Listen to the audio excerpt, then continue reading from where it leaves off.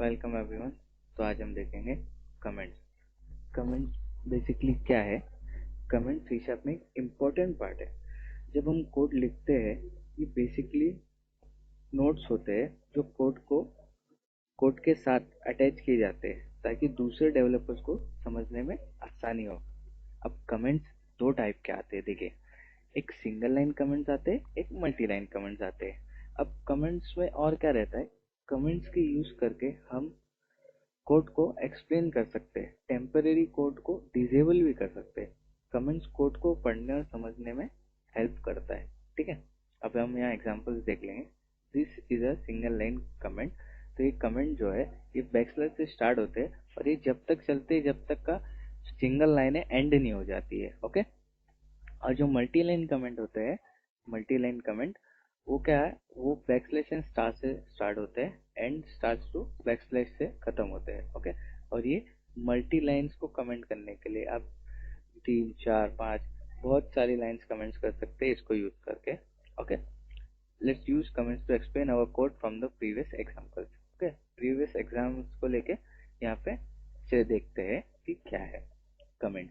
Class exam class example with comments. ये class है, main method है। तो यहाँ पे आप देख सकते हो कमेंट्स है।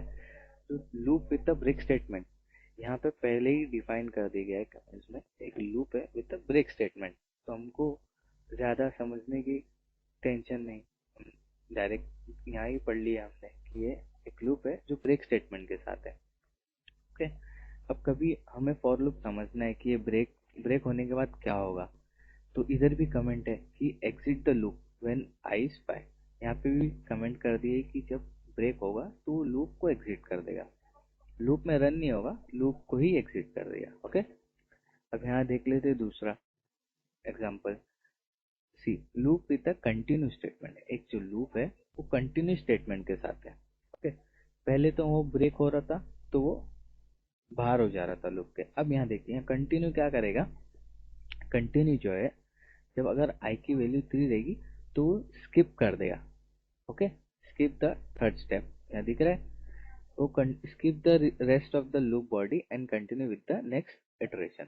वो 1 2 4 5 लेगा। ओके, लेकिन लूप के अंदर ही चलेगा। यहाँ पे भी डिफाइन कर दिया गया है। ओके। अब यहाँ पे थर्ड एग्जांपल है loop with the go to statement. Okay, यहाँ पे स्टार्ट है console write line if counter smaller than 5। Counter की जो वैल्यू 5 से स्मॉलर रहती है वो काउंटर को इंक्रीमेंट करेगा और वापस jump back to the start level, go to start पे कर देगा, मतलब वापस स्टार्ट पे फेंक देगा वो। ओके, इफ स्टेटमेंट से सीधे वापस स्टार्ट पे फेंक दिया, फिर वहां से वापस करंट काउंट चेक करेगा, इफ काउंट चेक करेगा। लेकिन ये कमेंट्स देखिए कितना इजी पड़ रहा है हमें, ताकि हमें समझ पाए कि हम कोड क्या कैसे यूज हो रहा है। ओके, तो ये थे कमेंट्स। Thank you.